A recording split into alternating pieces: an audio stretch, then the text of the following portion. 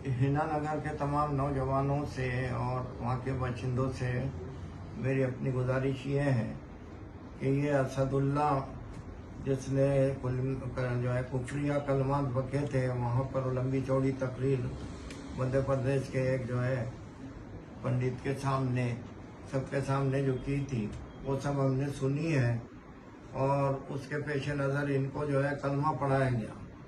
तो अभी हमारे इमारत शरिया के ऑफिस में इन्होंने कलमा पढ़ा है। लिहाजा मैं सब नौजवान जो है हिना नगर के या इसी तरीके से हमारे शहर औरंगाबाद के सभी से ये गुजारिश करता हूँ कि मैं इन्होंने चूँकि कलमा पढ़ लिया और तौबा भी कर रहे हैं और आइंदा जो है इसके सिलसिले में वो वादा कर रहे हैं और हमको यकीन दिला रहे हैं। इस वजह से अब हम जो है इनके बारे में कहते हैं कि भाई इनको आप कोई तकलीफ ना पहुंचाई जाए और इन पर निगरानी रखी जाए कि आइंदा इस किस्म की कोई अगर हरकत करते हैं तो फिर हमें इत्तला दी जाए।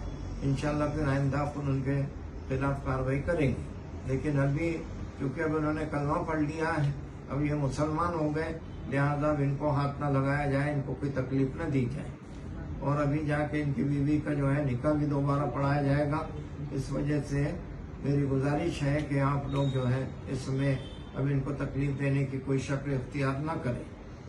अल्लाह तबारक ताला इनको जो है दीन पर कायम रहने की तौफीक अता फरमाए और ईमान जैसी कीमती चीज को ज़हन में दिल में बिछाए रखने की तौफीक अता फरमाए और जन्नत का मुस्तहिक बनाए, न कि जो है दोज़ख के रास्ते पे चलने की जो है इनको हिदायत और तौफीक दे।